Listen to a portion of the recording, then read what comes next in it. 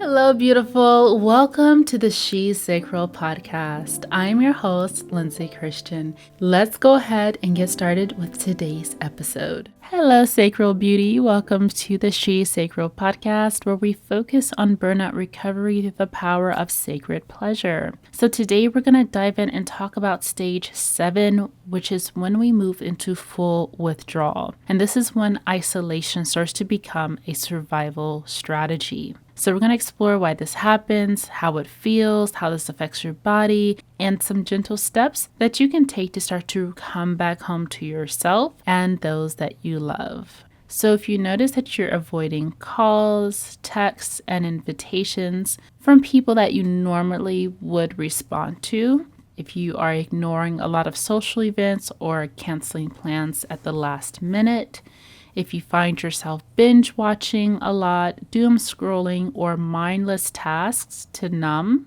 and if you notice that even fun or relaxing activities feel like too much effort. Oh my goodness. This sounds so familiar to me. And sometimes I notice, even for myself, as I'm always recovering from burnout, because burnout is more of a foundational issue that we have to work through. It's not just that you've worked too hard. It's not just that you're really stressed out.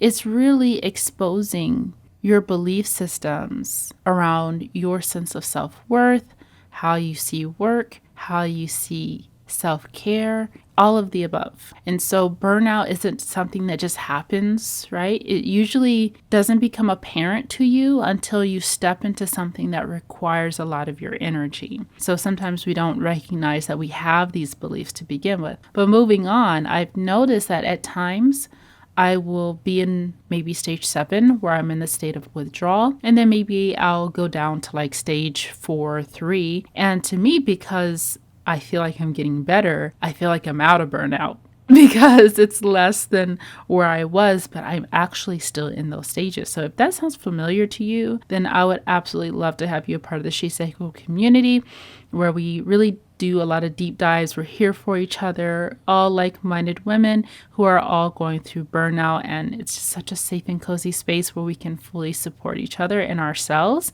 and get the care that we need. So if that sounds like something interesting to you, then definitely click the link down below. So I want to make a strong distinction here that it's not that you don't care. And that's how it's perceived a lot of times. Like, oh, you don't care. You're just blowing people off. You're so flaky, right? But it's that you can't care right now. Everything is too much right now. And that distinction really matters. And sometimes it can be seen as though, you're ghosting all the time, like you're just never there. And that may not always be the case, So sometimes we struggle to even have the energy to communicate. This is where I am right now in my life. I can't make it. Basically, please don't inquire for future references until further notice is what we really would love to say. But I do understand, because sometimes you have those moments where, you have a family member or friend say like, hey, let's catch up, let's meet up. And at the moment, maybe you feel safe and you feel good enough to do that. And you're like, yeah, for sure. And then time progresses and it's like, I can't do it today. And so that happens.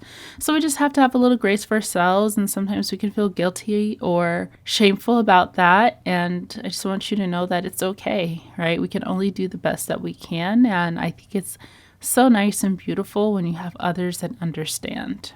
Okay, so let's talk about what's really going on during this stage, what's happening. When we are in the state of withdrawal, our nervous system is really starting to crash. It enters into a freeze state. And so your parasympathetic system starts to collapse. And that's when your body says, enough, right? I can't do this. And it starts to shut down to protect itself. You can also go into cortisol resistance at this point. We've been talking about cortisol for all of the stages where we notice that it's really high and, you're getting all the cortisol symptoms, but you can actually run into cortisol resistance where your stress response actually just becomes numb. Like you just don't respond.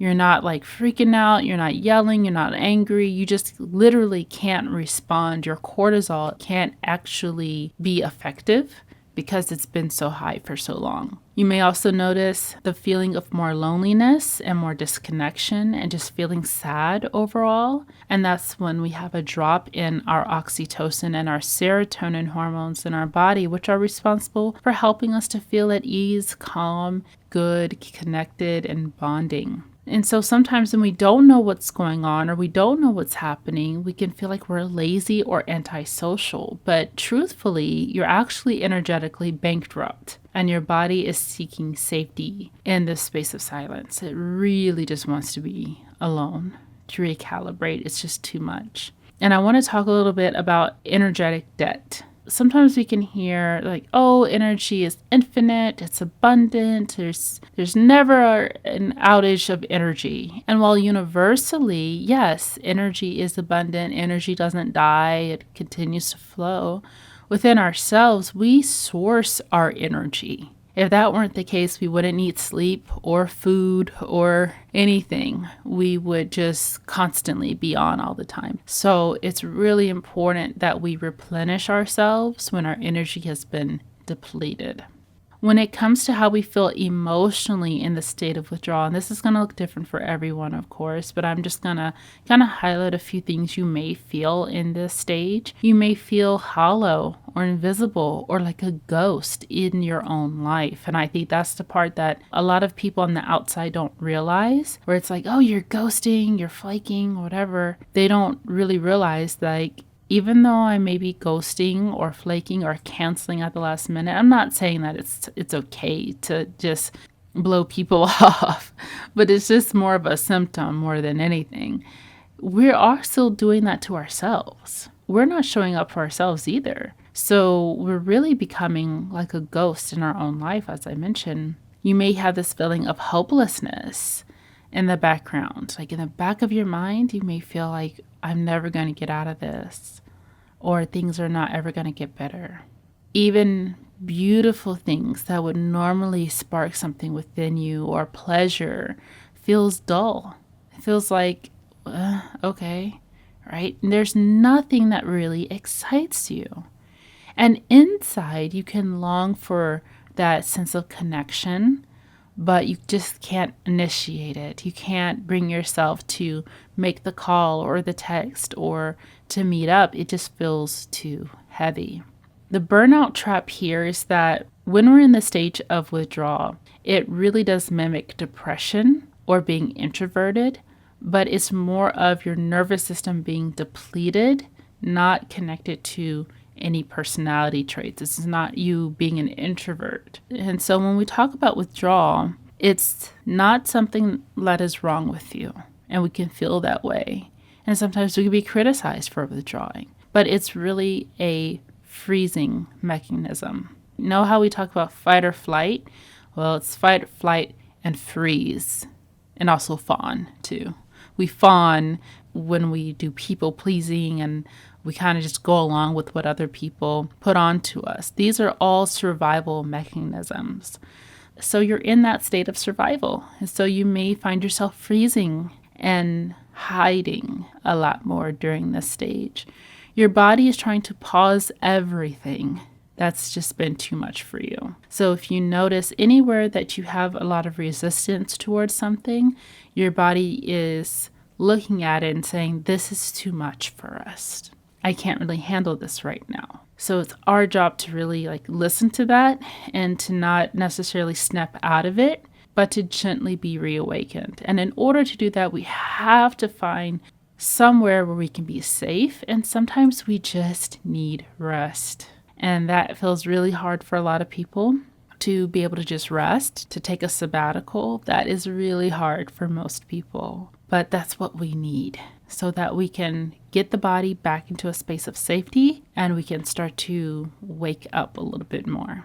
So I want to share with you some little rituals that you can do. And we also share these in the She Sacral community. So I'm just opening this up to you so you can kind of get a feel for the types of things that we cover. But practicing eye contact with a loved one is really helpful for just kind of bringing that reconnection back into space, or even just with yourself in the mirror. You can also do a 20-second voice note to a trusted friend, right? Sometimes we don't want to talk on the phone.